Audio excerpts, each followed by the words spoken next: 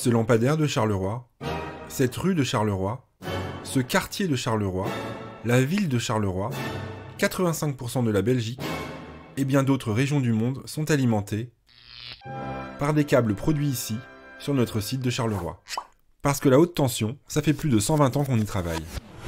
Tout commence en 1878, ici à Charleroi, lorsque l'ingénieur Julien Dulay invente une machine hydraulique produisant de l'énergie électrique. C'est grâce à lui que dès 1882, certains quartiers de Charleroi s'illuminent pour la première fois. Pour développer ses inventions, Julien Dulay fonde la société électrique et hydraulique, qui se consacre alors au marché des tramways et celui des ascenseurs. Le roi Léopold II perçoit très vite le potentiel de cette jeune industrie pour l'économie du pays. Il convoque alors le puissant baron Édouard Louis-Joseph Empain, industriel mondial des tramways et chemins de fer, et l'invite à développer la prometteuse entreprise. Elle devint alors en 1904 les ateliers de construction électrique de Charleroi, les ASEC. En quelques années, les ASEC comptent 3000 ouvriers, 103 hectares de parcs industriels et participent à l'expansion mondiale des sociétés belges du secteur électrique. L'activité des ASEC s'étend aux outils de manutention, aux moteurs automobiles et bien sûr à la production de câbles avec notre câblerie. La Première Guerre mondiale confisque les 291 machines de notre site. On se retrouve à 340 ouvriers et pas un outil. Aussitôt la guerre terminée, notre activité reprend. Dès 1920, Charleroi sort le premier câble de 20 000 volts. Après la Seconde Guerre mondiale, les ASEC se diversifient dans les télécommunications, le chauffage, l'éclairage domestique, les postes de radio, de télévision, les tourne-disques et autres appareils. Pour alimenter tout ça, notre site sort en 1953 un câble de 150 000 volts. Il fallait mettre du goudron et de la chaux. Quand vous commenciez le lundi, une demi-heure après, vous étiez méconnaissable, quoi. Pour répondre à la demande en électricité, la toute nouvelle division nucléaire des ASEC se lance en 1957 dans la production de centrales avec une licence américaine, Westinghouse. Des centrales et du gros matériel ASEC, on en retrouve partout. Au début des années 60, commencent les premières grandes luttes syndicales, avec une longue grève de 6 mois qui fait passer la durée du travail de 40 à 36 heures. En 1970, les ASEC passent sous le contrôle de la société Westinghouse. Au sein de notre câblerie, devenue Câblerie de Charleroi en 1977, des difficultés financières se font jour et notre site ferme brutalement le 14 juin 1985. La direction a décidé de mettre le vendredi tout le monde en congé et on a appris par les médias que l'usine était en faillite. 6 mois plus tard, les câbles de Lyon acceptent de racheter notre site pour 1 franc symbolique. En 1991, les câbles de Lyon deviennent Alcatel, dont la stratégie est tournée vers les télécoms, au point de se séparer complètement de sa branche énergie en 2000.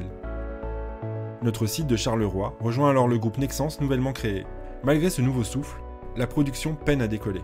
Avec son site d'Hanovre, consacré lui aussi à la haute tension, Nexans est confronté à un parc industriel trop lourd. En 2017, la décision est prise de rassembler la production à Charleroi. Ils ont dit, c'est Charleroi qui va continuer la ligne à haute tension. C'était un soulagement pour tout le monde, quoi. On n'avait pas énormément d'investissement à l'époque, mais on arrivait à produire de bons câbles. C'est parce qu'il y a aussi le personnel qui joue un rôle dans tout ça. Et oui, et notre savoir-faire spécifique à la haute tension est d'ailleurs demandé partout dans le monde.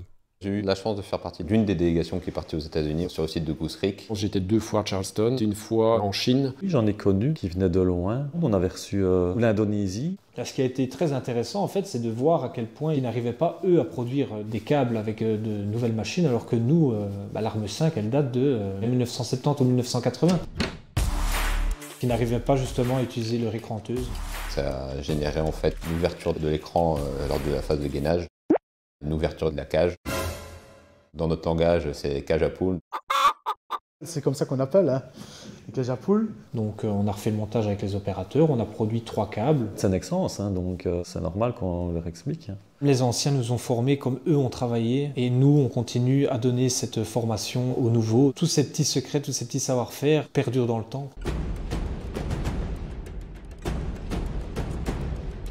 L'avenir, ça veut dire des plus gros câbles, et donc on tente à faire évoluer nos machines dans ce sens. Notamment la dernière qui était mise en œuvre ici, la CC6.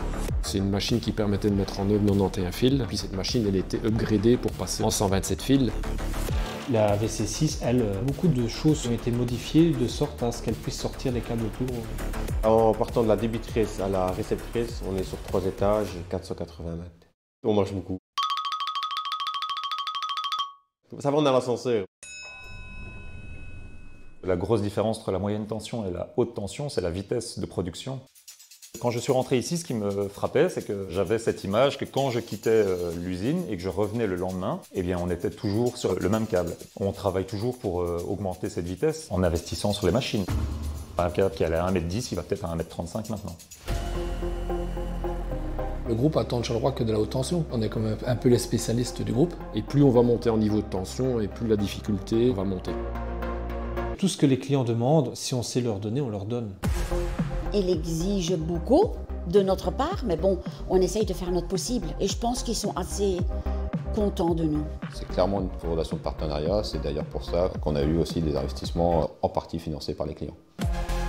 C'est le cas du projet de construction de cette tour de 53 mètres, conçue pour accueillir une troisième ligne d'isolation de dernière génération. Le client veut vraiment que ce soit Nexans Charleroi qui fabrique ces câbles. Ça pérennise encore une fois l'entreprise. Oui. Les personnes qui sont habilitées à avoir de nouveaux contrats vont nous donner encore du boulot pour les prochaines années. C'est quand même un ensemble de tout le monde qui a travaillé pour ça, quoi. Les gens, ça les encourage, ils disent j'ai un avenir. Dans les années à venir, c'est énorme, les commandes fixes qu'on a déjà.